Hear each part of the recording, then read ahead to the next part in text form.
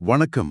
இன்னைக்கு நாம ஒரு மிக ஆழமான, ரொம்பவே சுவாரஸ்யமான ஒரு அலசலுக்கு வந்திருக்கோம். நீங்க அன்றாடம் வேலைக்கு செல்லும் போதோ, அல்லது ஒரு மீட்டிங்குக்கு அவசரமா தயாராகும் போதோ, உங்களச் சுற்றி எத்தனையோ தகவல்கள், செய்திகள், விவாதங்கள் நடந்துகிட்டே இருக்கும் இல்லையா? கண்டிப்பா. இப்போ அது ஒரு தகவல் பெருவெள்ளம்னே சொல்லலாம். ஆமா. அந்த தகவல் வெள்ளத்துல நாம முழுகி போயிருக்கும்போது, சில நேரங்களில் ஒரு சின்ன குறிப்பு, ஒரு சில வரிகள் ஒட்டுமொத்த மனித சிந்தனையையும், நாம உலகத்தை பார்க்கிற விதத்தையுமே தலைகீழாக மாற்றி போடும். அப்படிப்பட்ட ஒரு விஷயத்தை தான் இன்னைக்கு நாம அலசப் போறோம். ரொம்ப சரியான ஒரு தொடக்கம். ஏன்னா இன்னைக்கு நாம எடுத்துக்கிட்ட மூல ஆதாரம் அப்படிப்பட்டது தான். கரெக்ட்.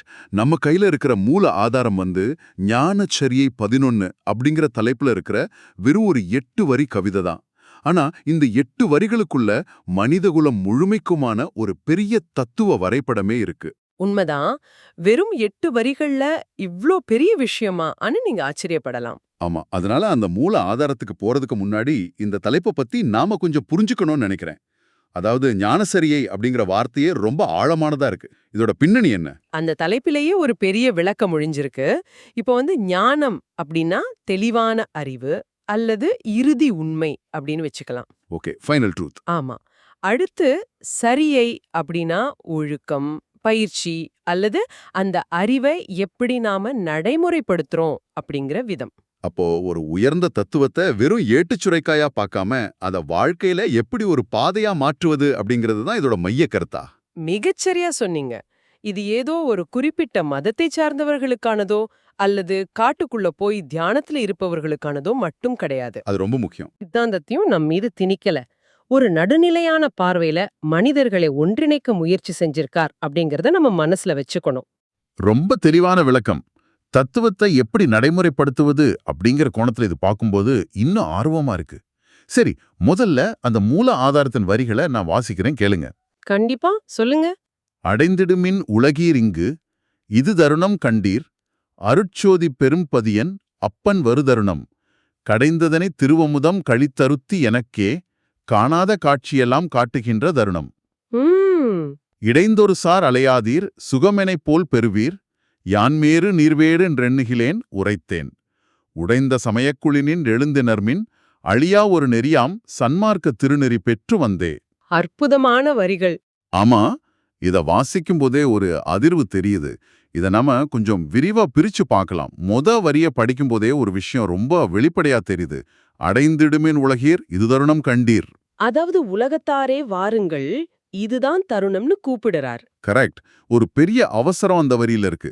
இப்போ வரலாற்று பதிவுகளையோ அல்லது பழைய தத்துவங்களையோ நாம பார்க்கும்போது இந்த மாதிரி ஒரு அவசரம் வழக்கமா ஒரு அதிகார தொனியிலையோ அல்லது மக்கள் மேல இருக்கிற ஒரு பயமுறுத்தலால தான் வரும் இல்லையா?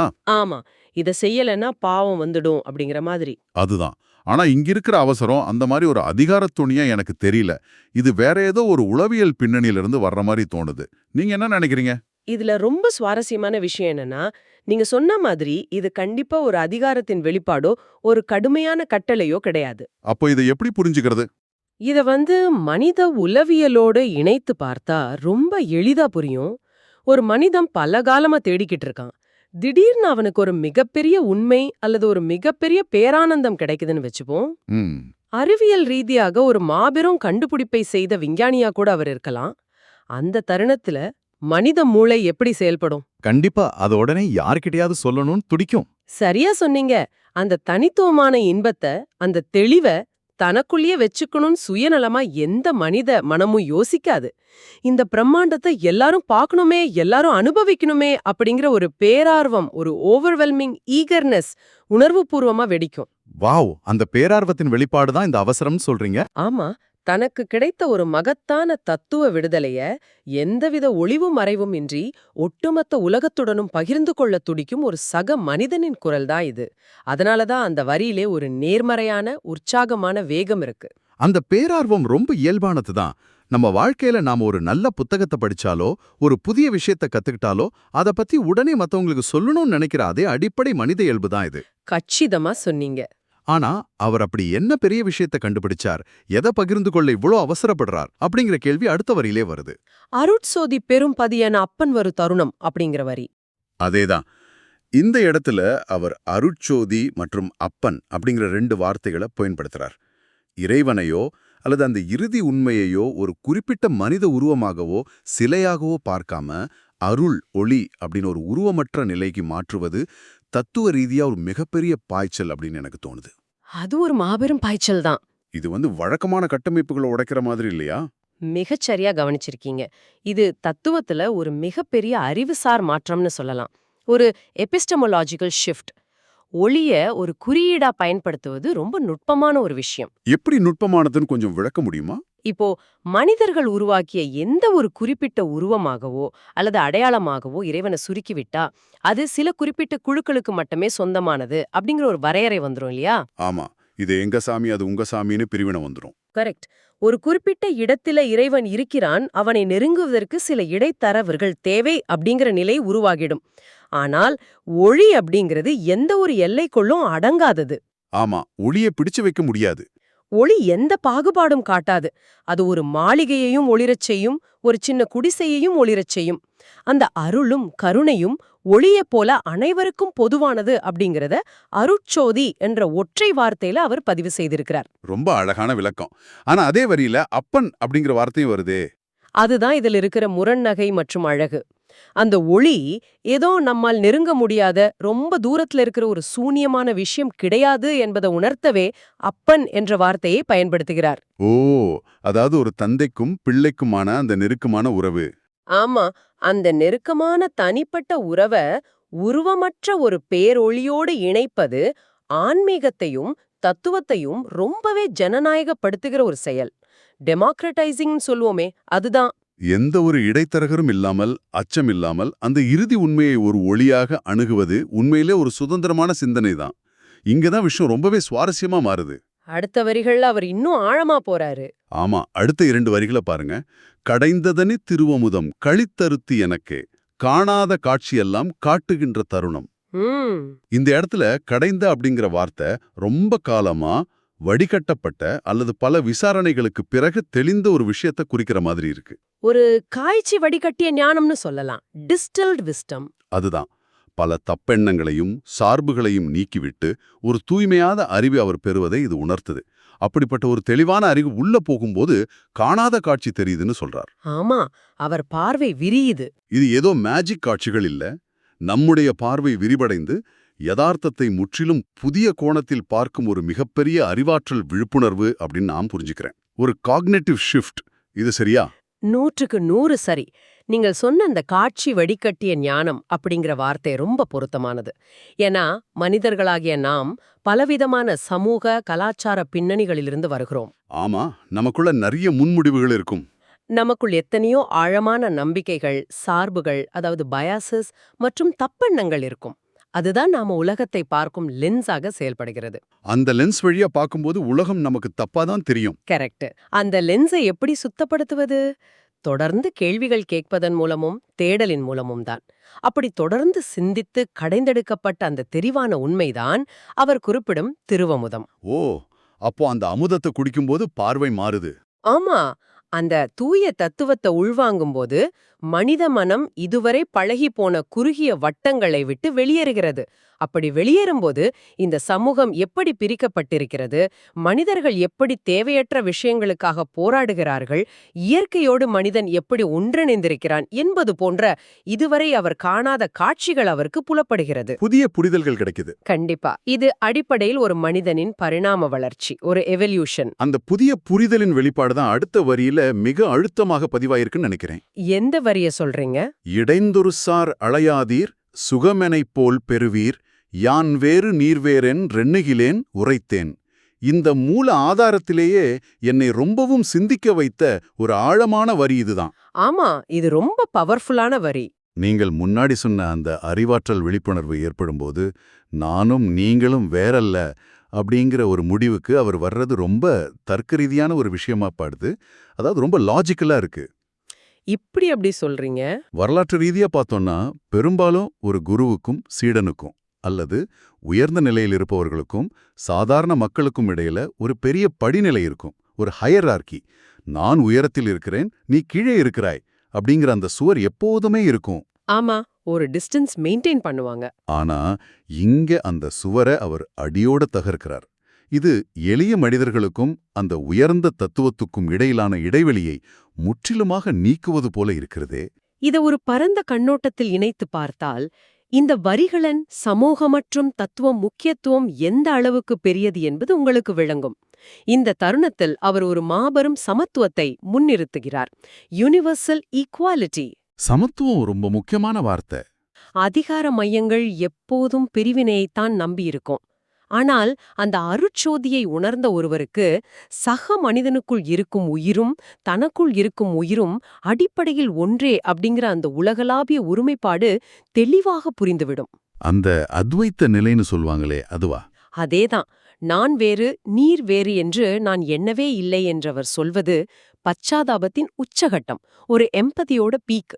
ஒரு மனிதன் இன்னொரு மனிதனை தன்னைப் போலவே முழுமையாக உணரும்போது அங்கே எந்த சுரண்டலுக்கும் எந்த பாகுபாட்டிற்கும் இடமில்லாமல் போகிறது. அப்போ அந்த படிநிலை அங்கு உடையுது. முழுசா உடையுது. தான் அடைந்த அந்த தெளிவான இன்பத்தை எந்த தடங்களும் இல்லாமல் என்னைப் போலவே நீங்களும் பெற முடியும் என்று சொல்லும்போது அவர் தன்னை ஒரு குருவாக முன்னிறுத்தாமல் ஒரு சக பயணியாகவே வெளிப்படுத்துகிறார். இது அந்த காலகட்டத்துக்கும் சரி இன்றைய காலகட்டத்துக்கும் சரி ஒரு மிக தீவிரமான முற்போக்கு சிந்தனை. அந்த படிநிலைகளை, அந்த பிரிவினைகளை உடைக்கும்போது இயல்பாகவே அந்த பிரிவினைகளை உருவாக்கி வைத்திருக்கும் அமைப்புகளின் மீதான ஒரு விமர்சனம் வரும் இல்லையா? கண்டிப்பா வராம எப்படி இருக்கும்? அதத்தான் அவர் அடுத்த வரியில ரொம்ப வலிமையா வைக்கிறார்னு தோணுது. உடைந்த சமய குழிநின்று எழுந்துணர்மின் அழியா உருநெறியாம் சன்மார்க்க திருநெறி பெற்று வந்தேன் என்கிறார். இதுல அவர் பயன்படுத்துற குறியீடு ரொம்ப முக்கியம். ஆமா, இந்த இடத்துல உடைந்த சமய குழி அப்படின்னு ஒரு வார்த்தையை பயன்படுத்துறார். இதை நான் எப்படி பார்க்கறேன்னா, ஆரம்பத்துல மனிதர்களை பாதுகாக்கவோ அல்லது அவங்களுக்கு ஒரு வழிகாட்டவோ உருவாக்கப்பட்ட அமைப்புகள் காலப்போக்கில் மனிதர்களின் சிந்தனையை முடக்கி போடும் பொறிகளாக, அதாவது குழிகளாக மாறிவிட்டன. ரொம்ப சரியான ஒப்பீடு. அந்த குழிகளுக்குள் இருப்பவர்களுக்கு வெளி உலகம் தெரியாது, மற்றவர்களோடு கைகோர்க்கவும் முடியாது. அதைத்தான் அவர் விமர்சிக்கிறார்னு நினைக்கிறேன். உங்க பார்வையில இது என்னவாக இருக்கிறது? நீங்கள் சொன்னது முற்றிலும் உண்மை. இங்கே நாம் கவனிக்க வேண்டிய ஒரு முக்கியமான விஷயம் என்னவென்றால், இந்த ஆதாரம் எந்த ஒரு குறிப்பிட்ட மதத்தையோ நம்பிக்கையையோ தனிப்பட்ட முறையில தாக்கவில்லை. ஓ, அவர் பொதுவாதான் பேசுறாரு. ஆமா, மனிதர்களை சிறு சிறு குழுக்களாக பிரித்து அவர்களுக்குள் ஒரு செயற்கையான விரோதத்தை வளர்க்கும் அந்த குறுகிய சித்தாந்தங்களை அவர் ஒரு நடுநிலையான பார்வையிலிருந்து விமர்சிக்கிறார். அதை ஏன் அவர் குழி என்கிறார்? நீங்கள் சொன்னது போல குழி என்பது பார்வை வட்டத்தை குறுக்கிவிடும். குழிக்குள் இருந்து பார்த்தா வானம் மட்டும்தான் தெரியும். கரெக்ட். குழிக்குள் இருப்பவன் வானத்தை பார்க்கலாம், ஆனால் தன்னை சுற்றியுள்ள மற்ற மனிதர்களை பார்க்க முடியாது. அது சரி, ஏன் அதை உடைந்த குழி என்கிறார்? அது எனக்குமே ஒரு கேள்வியா இருந்துச்சு. ஏன் உடைந்த குழி? ஏனென்றால் மனித குலம் எவ்வளவோ தூரம் பரிணாமம் அடைந்துவிட்ட பிறகும் இந்த பழைய உடைந்த அமைப்புகளால் நவீன மனிதனின் அறிவுத் தாகத்தையும் அவனது ஆன்மீக தேடலையும் முழுமையாக தீர்க்க முடியவில்லை. அது அவுட்டேட்டட் ஆயிடுச்சுன்னு சொல்றாரு. சரியா சொன்னீங்க. மனிதர்களை பிரிக்கும் இந்த உடைந்த குழிகளுக்குள் இனிமேலும் தேங்கி கிடக்காதீர்கள், அதிலிருந்து உங்கள் சிந்தனையை மேலே எழுப்புங்கள் என்று அவர் அறைகூவல் விடுக்கிறார். அப்படியென்றால் அந்த குறுகிய குழிகளிலிருந்து வெளியேறி எங்கே போகச் சொல்கிறார்? அதற்கான மாற்று பாதையையும் அவரே அந்த வரியில கொடுத்திருக்கார் இல்லையா? ஆமா, சன்மார்க்கம் அப்படிங்கிற பாதை. அழியா ஒரு நெறியாம் சன்மார்க்க திருநெறி. இது ஏதோ புதிதாக இன்னொரு குழியை வெட்டி அதற்குள் வாருங்கள்னு சொல்வது போல இல்ல. எல்லா குழிகளுக்கும் மேல இருக்கிற ஒரு தட்டையான, எல்லாரும் நடக்கக்கூடிய ஒரு பொதுமான பாதையே சன்மார்க்கம் அப்படின்னு சொல்றார். இது ரொம்ப அழகான பார்வை. அது என்ன சன்மார்க்கம்? அதை ஏன் அவர் ஒரு நெறி, அதாவது ஒரே ஒரு பாதை அப்படின்னு அழுத்தமா பதிவு செய்றார்? அதுதான் இந்த முழு ஆதாரத்தின் மையப்புள்ளி. சன்மார்க்கம் என்பதற்கு உண்மையான, நன்மையான அல்லது ஒலியான பாதை என்று பொருள் கொள்ளலாம். அது இன்னொரு மதமும் கிடையாது. அது ஒரு பரந்த வாழ்வியல் நெறி, ஒரு மெட்டா ஃப்ரேம்வொர்க். அப்போ அது ஒரு கட்டமைப்பு கிடையாது, ஒரு வழிமுறை. ஆமா, பலவிதமான குழப்பங்கள், பலவிதமான பிரிவினைகள் என்று மனிதன் அலைக்கழிய தேவையில்லை. மனிதகுலம் முழுமைக்கும் உகந்த, அனைவரையும் ஒன்றிணைக்கும் ஒரே சத்திய நெறி அதுதான். ஆனா அது ஏன் அழியாத நெறின்னு சொல்றார்? ஏனென்றால் அது சடங்குகளின் மீதோ கட்டுக்கதைகளின் மீதோ கட்டமைக்கப்பட்டது அல்ல. அது அன்பு, கருணை மற்றும் சக உயிர்கள் மீதான இரக்கம் ஆகிய அசைக்க முடியாத அடிப்படை கொள்கைகளின் மீது கட்டமைக்கப்பட்டது. அன்பு என்றைக்கும் அழிவதில்லை இல்லையா? அதுதான் உண்மை. எனவே உங்களை சுருக்கிக் கொள்ளும் எந்த ஒரு உடைந்த குழிக்குள்ளும் தங்கிவிடாமல் உங்கள் அறிவையும் அன்பையும் விரிவுபடுத்தும் இந்த ஒரு நெறியை பின்பற்றி அந்த பேரானந்தத்தை அடையுங்கள் என்று ஆசிரியர் இந்த ஆதாரத்தை மிக அற்புதமாக நிறைவு செய்கிறார். உண்மையிலே இந்த 8 வரிகளை பற்றி பேச பேச ஒரு மாபெரும் பிரபஞ்ச தத்துவத்தையே மிக எளிமையான ஒரு மொழிக்குள்ள அவர் கொண்டு வந்த விதம் ஆச்சரியமா இருக்கு. ஒரு பெரிய கடலை ஒரு சிறு துளிக்குள் அடக்கியது போல. கரெக்ட். சரி, இதுவரை நாம பல விஷயங்களை அலசிட்டோம். இத ஒரு முறை சுருக்கமா தொகுத்து சொல்ல முடியுமா? நிச்சயமாக. இந்த ஆதாரம் வெறும் பழைய தத்துவப் பாடல் கிடையாது. இது மனித மனதை பிரிவினைகளிலிருந்து விடுவிப்பதற்கான ஒரு வரைபடம். ஒரு மேப் மாதிரி. ஆமா. முதலாவதாக ஒரு பெரும் ஆனந்தத்தை, ஒரு தெளிவை அடைவதற்கான அவசரமான ஆனால் திறந்த அழைப்பாக இது ஆரம்பிக்கிறது. அடுத்ததாக எந்த ஒரு குறிப்பிட்ட உருவத்துக்குள்ளும் இறைவனை சுருக்கி விடாம அனைவருக்குமான எல்லையற்ற அருட்சோதியாக உருவருப்படுத்துகிறது. ஒளி எந்த பாகுபாடும் காட்டாதுன்னு பார்த்தோம். சரியா சொன்னீங்க. அதைத் தொடர்ந்து பல காலமாக கடந்தெடுக்கப்பட்ட தெளிவான ஞானத்தையும் அதனால் உண்டான புதிய அறிவாற்றல் விழிப்புணர்வையும் அவர் பகிர்ந்து கொள்கிறார். இதில் மிக முக்கியமான திருப்புமுனையாக நான் வேறு நீர் வேறு அல்ல என்ற அந்த உன்னதமான எல்லையற்ற பச்சாதாப நிலையை, சமத்துவத்தை நிறுவுகிறார். அந்த எம்பதி தான் இதுல ரொம்ப முற்போக்கான விஷயம். ஆமா. இறுதியாக மனிதர்களை பிரித்து வைக்கும் குறுகிய மனப்பான்மைகளை உடைந்த குழிகள் என்று அடையாளம் கண்டு அவற்றை தாண்டி அனைவரையும் ஒன்றிணைக்கும் சன்மார்க்கம் என்ற அறிவையும் அன்பையும் நோக்கிய ஒற்றை பாதையை நோக்கி மனிதகுலம் பயணிக்க வேண்டும் என்று வழிகாட்டுகிறது. இந்த தொகுப்புதான் இந்த மூல ஆதாரத்தின் அடிப்படை சாரம். ரொம்ப தெளிவான தொகுப்பு. இதை கேட்டும்போது ஒரு நேராக உங்களுக்கு இது ஏன் முக்கியம் அப்படிங்கிற கேள்விக்கு ரொம்ப எளிதா விடை கிடைச்சிடும். நீங்க கொஞ்சம் யோசிச்சு பாருங்க. நாம இன்னைக்கு வாழ்ந்துகிட்டு இருக்கிற உலகம் தொழில்நுட்பத்தால ரொம்பவே நெருக்கமா இணைக்கப்பட்டிருக்கு. ஆனா மனதளவுல நாம ரொம்ப தூரத்துல இருக்கோம். அதுதான் நிதர்சனம். நம்ம மனதளவுல நம்ம எப்போதையும் விட ரொம்ப அதிகமா பிரிஞ்சு கிடக்கிறோம். தினமும் நியூஸ் ஃபீடை திறந்தா, சோஷியல் மீடியாவை பார்த்தா எங்கெங்கும் கருத்து வேறுபாடுகளும் மோதல்களும் பிரிவினைகளும் தான் நிறைஞ்சு கிடக்குது. என் பக்கம் சரி, ஓம் பக்கம் தவறு, நான் வேற நீ வேறு அப்படிங்கிற அந்த பிரிவினைவாதமே இன்னைக்கு நம்ம ஆக்கிரமிச்சிருக்கு. இது ரொம்ப ஆபத்தான ஒரு நிலை. கண்டிப்பா. இப்படிப்பட்ட ஒரு குழப்பமான காலகட்டத்துல நாம தினசரி சந்திக்கும் இந்த எண்ணற்ற பிரிவினைகளை தாண்டி அனைவரையும் அரவணைக்கும் ஒரு பரந்த பார்வையை கொண்டிருப்பது நமது மன அமைதிக்கும் தெளிவான சிந்தனைக்கும் எவ்வளவு அவசியமானது என்பதை இந்த ஞானசேரியை 11 நமக்கு மிக தெளிவாக புரிய வைக்கிறது. உண்மைதான். எந்த பக்கமும் சாராமல் மனிதர்களை மனிதர்களாக பார்க்கும் அந்த பேரொளியை நோக்கிய பார்வை நமக்கான ஒரு மிகச்சிறந்த தற்காப்பு கவசம் அப்படின்னே சொல்லலாம். நீங்க சொன்ன விஷயங்கள் ஒரு முக்கியமான கேள்வியை எழுப்புகிறது. பல நூறாண்டுகளுக்கு முன்பே ஆசிரியர் பழமையான குறுகிய நம்பிக்கைகளை சமய குழிகள் அப்படின்னு விமர்சிச்சு அதிலிருந்து மனிதர்களை வெளியேறச் சொன்னார். ஆனால் இன்று நாம் வாழ்ந்து கொண்டிருக்கும் இந்த அதிநவீன டிஜிட்டல் யுகத்தில் நாம் எந்தெந்த புதிய உடைந்த குழிகளுக்குள் சிக்கிக் கொண்டிருக்கிறோம் என்று நீங்கள் கொஞ்சம் சிந்தித்து பார்க்க வேண்டும். இது ரொம்ப ஆழமான கேள்வி. இன்று நாம் கட்டியெழுப்பியிருக்கும் குழிகள் மிகவும் நவீனமானவை. அது உங்களுடைய சமூக வலைதளங்களில் உள்ள எதிரொலி அறைகளாக, அதாவது இக்கோ சேம்பர்ஸாக இருக்கலாம், அல்லது உங்களைச் சுற்றியுள்ள அரசியல் மற்றும் சமூக பிரிவினைகளாக இருக்கலாம்.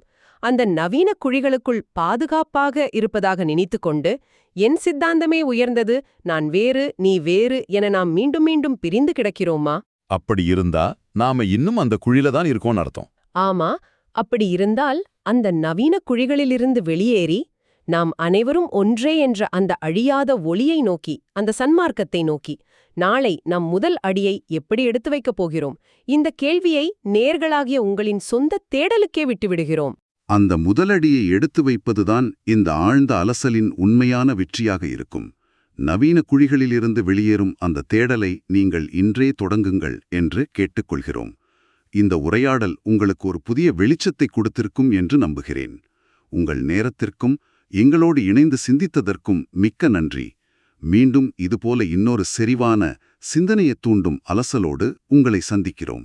அதுவரை அந்த அருட்சோதியின் வெளிச்சம் உங்கள் அனைவரின் தேடலையும் ஒளிரச் செய்யட்டும். மீண்டும் சந்திப்போம்.